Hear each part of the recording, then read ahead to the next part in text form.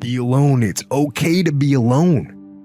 Some people get freaked out when they're alone. It's okay to be alone. It's okay. It's okay to be alone. There's no big deal. Enjoy it. Do something productive and build that trust up in yourself. Look back at the situation, learn from it. Start with yourself, right? Rely on yourself, trust yourself. Because when someone breaks our trust, we question ourselves too. Yes. Like we think my judgment's bad. I'm not a good judge of human character because I totally put my faith in this person and look what they did to me. So now we don't trust her. So you got to build that trust up. You got to build that trust up back again with yourself. How do you do that? Read, write, learn, work out, and then look for them next time around, because you deal with people all the time that they made mistakes the first run. They go back and they make the same mistakes the second run. They go back and make the same mistakes the third run. That's when you got to start blaming yourself on your situation. That's why I said you got to build a relationship with yourself. You got to learn yourself. You got to trust. You got to learn to trust yourself. So spend some time doing that. There's a process to all this stuff, man. The process starts with, you got to shut off technology. You got to go here. I call it the dark room, where you're alone. No cell phones, no music, no TVs, no computers. You by yourself. Very few people want to be alone anymore. They want to be around noise, and you can't think. Be alone. Go to that dark space. In that dark space, shut life off for a little bit. Go to a dark place in your mind and figure out what you want to be. You don't know what you don't want, because you don't know what you want to be because you haven't spent real time with yourself. Spend time with yourself. Trust me. And once you find that passion and that purpose, your goals, your purpose, everything will just start lining up. When I was growing up, there was this statement, I think it was Pascal, he said, all of man's problems arise because he cannot sit by himself in a room for 30 minutes alone. And it's very true. I always needed to be stimulated. And when the iPhone came along, boredom was dead. I would never be bored again. Even if I'm standing in line, I'm on my iPhone, and I thought it was great. And when I was a kid, I used to try and overclock my brain, be like, how many thoughts can I think at once? The answer is only one, but I would try to think multiple thoughts at once. And I was proud of that. I was proud that my brain was always running. This engine was always moving. And it's a disease. It's actually the road to misery. And now that I'm older, I realize you actually want to, again, rest your mind. You want to learn how to settle into your mind. And now I look forward to solitary confinement. You leave me alone for a day, it'll be like the happiest day I've had in a while. And that is a superpower that I think everybody can attain. The superpower of learning to be alone and enjoying it. Yeah. I know people whose lives have been ruined because somebody wasn't good for them.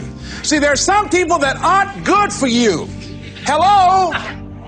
They aren't good for you. You've got to get them out of your life.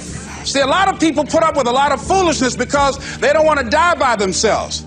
Here's what I believe. I believe in a one-to-a-box theory. Ask this question of yourself. Make a list of who you communicate with most and ask yourself the question, what kind of person am I becoming because of this relationship? Is it helping me to grow mentally and emotionally and spiritually? Am I becoming a better person because of this relationship? Do they bring out the best in me? Do they inspire me? Do they encourage me to develop my greatness? Do they make me stretch? So you got to look at the people in your life and find out, what kind of person are you becoming because of that relationship? My mother used to say, birds of a feather flock together. You run around with losers, you will end up a loser. Move on. Straight up, move on. Forget them. They are lying and they are untrustworthy. So move on. Now, sometimes this can be hard, especially if they've somehow tied themselves into your life, especially for instance, you get the kids involved in a divorce scenario. You can't move on, but you have to mentally move on. You have to emotionally detach from that human. And that's hard to do because obviously they were someone that you trusted. And the reason I know that you trusted them is because they got to a point where they were able to betray your trust and destroy you. So it's hard.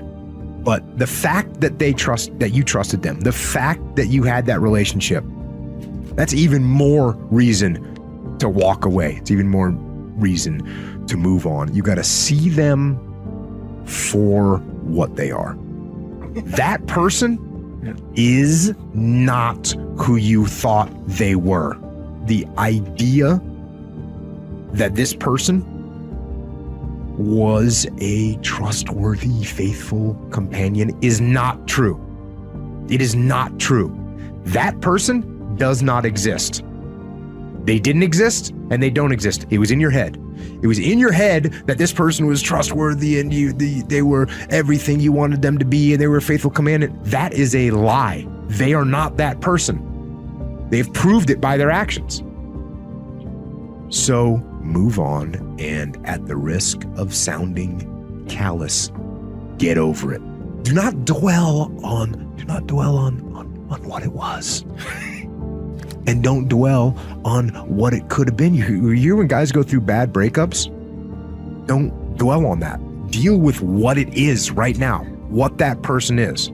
Deal with reality, accept reality, and be thankful for reality. Be thankful that you were able to learn before you invested more into this person. Be thankful that you found out when you did that this person was a liar, that this person was unfaithful, was untrustworthy. Be thankful that you know it, and you know it now instead of later. And you know what else is going to make it a lot easier to get over these situations is recognize that there's plenty of people out there in the world that are trustworthy and that are faithful, good people. They're out there. Go find one of them, but don't think that that person that you had was the only one in the world. They're not. It's great when people believe in us, cheer us on, make us feel valuable. We love when our spouse compliments us. A friend is there to give encouragement. Our coworker stays late to help us on a project. God uses people to help move us toward our destiny. But here's the key. You can't become so dependent on people that you're getting your worth and value out of how they treat you. It's easy to become addicted to compliments, addicted to encouragement, addicted to them cheering you on. Now you rely on them to keep you feeling good about yourself, to always be there to validate you, to make you feel approved.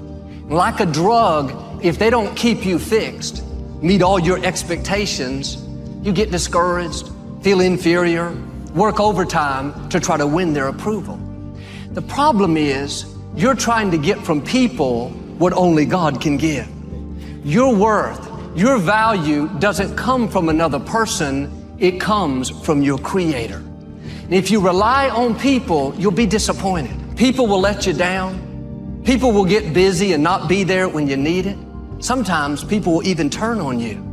Some of you are taking too much time trying to convince people to love you that do not matter. Some of you are taking way too much time tolerating and trying to get people engaged that don't matter, that don't care, that are never ever gonna help you get into your destiny.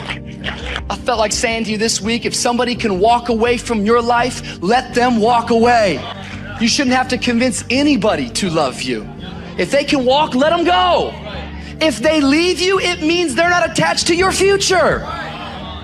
We spend so much time wasting energy because we're so upset about being rejected by people. What if I told you that some of the rejection you have been facing in your life, it's because people are jealous of what's on your life? What if I told you that the rejection is simply an indication that you got favor on your life? God is getting ready to do something in your life. You just got to understand there's more to know. We live in an external world. Everything is you got to see it, touch it. It's external. If you can, for the rest of your life, live inside of yourself. Stop listening to people who are calling you fat, gay, transex. Everything that is makes no sense. All these insecure people putting their insecurities on you, you gotta flush it out. You gotta just be whoever the hell God or whatever the hell you believe in. If you believe in nothing but yourself, I don't care what it is. You gotta take everything and throw it away. You have to believe in one thing, and that is yourself. And I'm not saying don't believe in God or what you believe in, but right now, for you to find greatness in yourself, you're not gonna find it by looking in a book or by even hearing me. I may give you the spark, but you've got to go inside yourself to find it. And that means you gotta be quiet. Go in a room, stop talking, search your soul, search your mind, search your abilities, and you'll find it. But if you're not looking for it, you won't find it. So you gotta go start your journey. And the journey starts with you finding, why the hell am I here on this planet Earth? Why am I here? And if you don't know that, you will live the rest of your life searching, always asking the question, why?